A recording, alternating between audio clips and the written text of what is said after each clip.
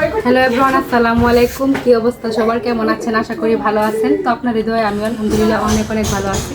এই তো চলে আসলাম আজকে রুই মাছ দিয়ে, বেগুন দিয়ে, সিম দিয়ে, আলু দিয়ে রান্না করব। এই তো দেখেন মাছগুলো আগে থেকে ম্যারিনেট করে রাখছি, মরিচ, হলুদ, লবণ, তার সাথে একটু লেবু রস দিয়েছি। লেবু রস দিয়ে ম্যারিনেট করে রাখলে অনেক ভালো হয় মাছটা খেতে। এই তো এখানে পেঁয়াজ কাঁচামরিচ কেটে নিচ্ছি। এখন হচ্ছে কড়াইয়ে তেল দিচ্ছি, তেলটা গরম হয়ে গেছে। এখন মাছগুলোকে আগে সুন্দর করে ভেজে নেব। এই তো তেলটা গরম হয়ে গেছে, এখন মাছগুলো সুন্দর করে ভেজে নেব।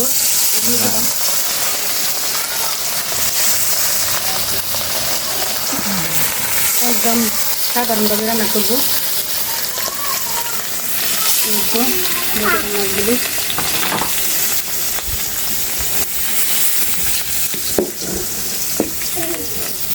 এই তো মাছগুলো এক পাশে হয়ে গেছে, এখন আমি আরেক পাশ করে দিব। মাটি চুলায় মাছ ভাজি করলে কিন্তু অনেক মজা হয়, অনেক মশলা হয়। দেখেন খুব সুন্দর হয়েছে।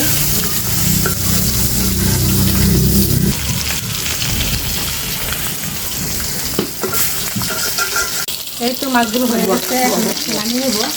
কিছু করা করে ভাজবো না, যেহেতু তরকারি রান্না করবো। এখন নামিয়ে নেব।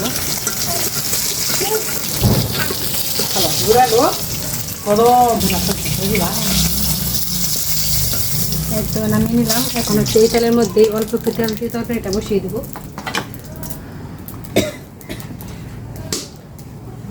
তেল দিয়ে দিলাম।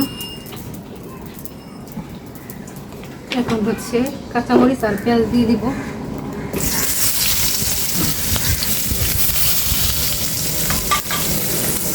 সুন্দর করে একটু ভেজে দেব। পেঁয়াজটা ভাজা হয়ে গেছে, এখন হচ্ছে মশলা দিয়ে দিব। এখানে আমি মরিচ, হলুদ, লবণ, ধনিয়ার গুঁড়া, জিরার গুঁড়া সব কিছু একসাথে মিক্স করে রাখছি। হচ্ছে ভেজে দেব। সুন্দর করে নেড়ে চেড়ে ঢাকনা দিয়ে ঢেকে দেবো কষানোর জন্য।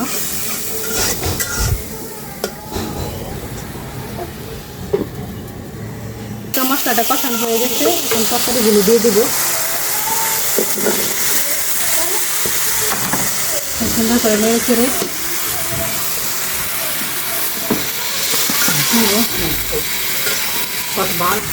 একটু পানি দিয়ে দিব। এখন ঢাকনা দিয়ে দেখে সুন্দর করে কষে নিব। এই তো তরকারিটা কষানো হয়ে গেছে, দেখেন সিমগুলো, আলু সবগুলো সেদ্ধ হয়ে গেছে। এখন হচ্ছে ধীরে ধীরে পানি দিয়ে দিব। মাখা রাখবো অল্প।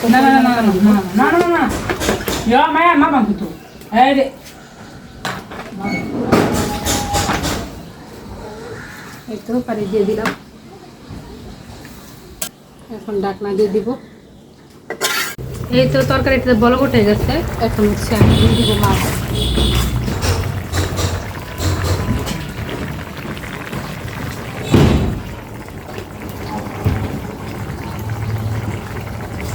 মাছগুলো দিয়ে দিলাম।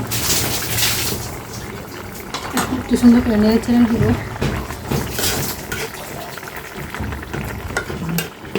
এখন ঢাকনা দিয়ে ডেকে দিব আবারও তরকারিটা হওয়ার জন্য।